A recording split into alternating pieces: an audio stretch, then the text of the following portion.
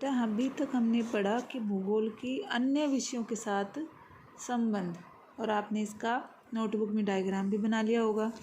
अब जो next topic है वो है भूगोल के अध्ययन के उपागम, यानी अप्रोचेस ऑफ स्टडी ज्योग्राफी। इसके अंदर 2 पॉइंट आते हैं बेटा, क्रमबद्ध यानी विषय वस्तु के आधार पर, दूसरा है प्रादेशिक उपागम।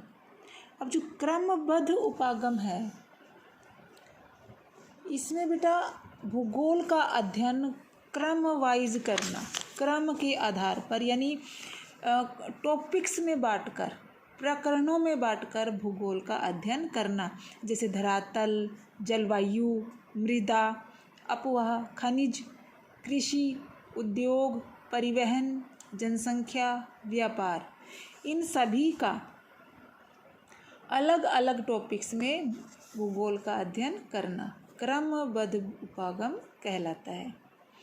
अब सपोज करो कि जो प्राकृतिक वनस्पति है, सबसे पहले हम उसका विश्व के स्तर पर अध्ययन करेंगे, ठीक है। फिर उसके जो प्रकार हैं उसमें बांटेंगे। फिर जैसे भूमध्य रेखीय वन हो गया, नरम लकड़ी वाले कोणधारी वन हो गए, मानसूनी वन हो गए, इस तरह से उनका अलग अलग टॉपिक्स में बांटकर उसका अध्ययन करना। सेकंड नंबर पे है प्रादेशिक उपागम। अच्छा, जो क्रमबद्ध उपागम था बेटा, इसके जो जन्मदाता या इसका जो प्रवर्तक है, किसका, क्रमबद्ध उपागम का, इसका है अलेक्जेंडर वान हम्बोल्ट। याद रखना आपने कि क्रमबद्ध उपागम का प्रवर्तक अलेक्जेंडर वान हम्बोल्ट है, और प्रादेशिक उपागम का प्रवर्तक है कार्ल रीटर। ठीक है बच्चों, आपने ये नोट करना है। अब प्रादेशिक उपागम के अंतर्गत कैसे करेंगे, इसमें बच्चों प्रादेशिक उपागम में जो पूरा विश्व है उसको पदानुक्रमित स्तर पर प्रदेशों में विभक्त कर दिया जाता है, यानी प्रदेशों में विभक्त करके पूरे विश्व को, और फिर उसके में भूगोल का वर्णन करना, अध्ययन करना, भौगोलिक तत्वों का अध्ययन करना, जैसे प्राकृतिक हो गया, राजनीतिक हो गया, या फिर कोई नामित भी हो सकता है। ऐसे ही इस प्रदेश में जो जितने भी भौगोलिक तत्व है उसका एकता की खोज करते हुए उसका अध्ययन करना। जैसे हम उदाहरण के लिए लेंगे कि जो दक्षिण अमेरिका है, इसका जो ब्राज़ील देश है, इसमें अमेजन बेसिन स्थित है बेटा।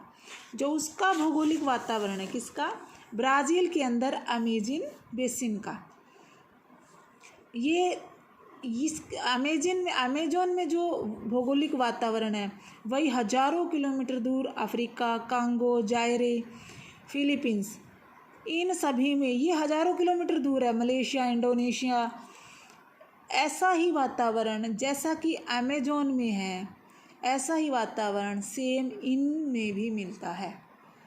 वो इसलिए क्योंकि ये एक ही वातावरण के प्रदेशों के अनुकूल आते हैं।